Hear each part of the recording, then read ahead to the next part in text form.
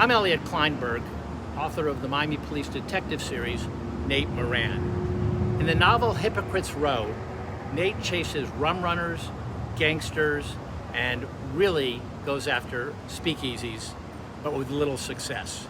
And the reason was that it was almost impossible to catch people in the act at speakeasies. Speakeasies were everywhere in Miami. I am at the spot now of what was considered the oldest speakeasy in downtown Miami. It's gone now. And I'm with Casey Piket, who authors the Miami History Substack. Correct, yes. So let's talk about speakeasies and how they operated really with impunity. They certainly did, and it's funny that Miami has been considered the leakiest spot in the United States during Prohibition, and it really was, given its proximity to the Bahamas, its proximity to Cuba. It was a place that it was very easy to import in alcohol. There was a cursory effort to try to stop it, but as places started to establish and see the money in it, particularly in the 1920s, what you began to see is these speakeasies crop up. Tobacco Road actually really began as Rosenquist Bakery. It was a residential style bakery. It looked just like a house. On the second floor was a speakeasy.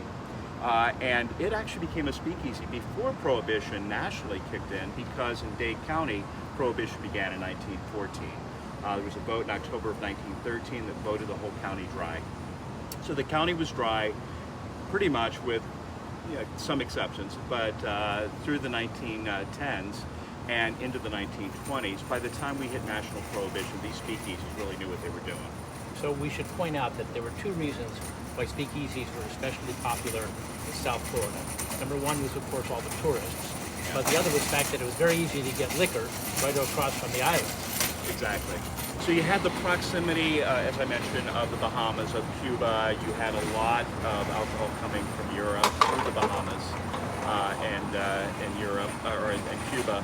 And so it made it very easy for alcohol to come along. As a matter of fact, there were stories about on the Miami River, which is just a little bit north of us, they would stop, unload liquor, and run it right here to Rosenquist Bakery. It was never Tobacco Road at that time, because there was no liquor license, there was no liquor establishments that were legitimate. So we had this bakery with the second floor that had alcohol consumption, had gambling.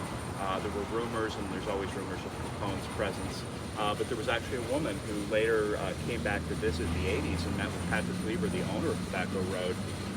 And she recalled a story of where she was at the speakeasy and saw Capone there. So we might have had an eyewitness there, or we might have had a tall tale. Well, we know Capone He was everywhere. in South Florida, Yeah. a lot of Yeah. places. Now, let's explain about how the speakeasies always seemed to know the cops were coming.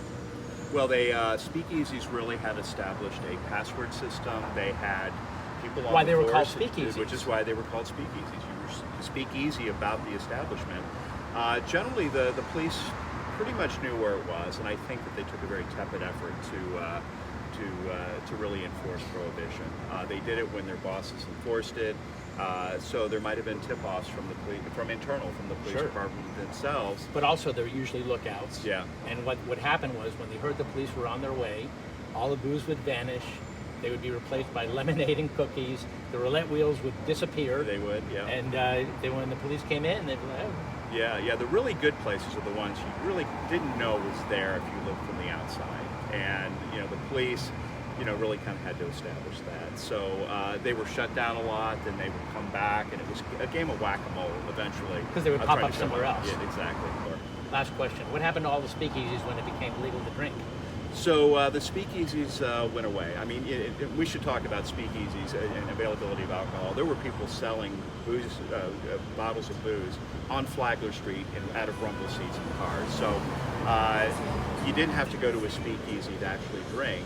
You went there for that communal bar experience. And so those generally the folks that were involved with the prohibition or the rum running converted into gambling. So by the 1930s through the 1950s, Miami was very prevalent in illegal gambling, Bolito, just any kind of gambling outfit that you can think of. So they traded one vice for another. Yeah, and that's always the case, right? There's the next vice that comes along. Okay, thanks so much, Casey. Thank you.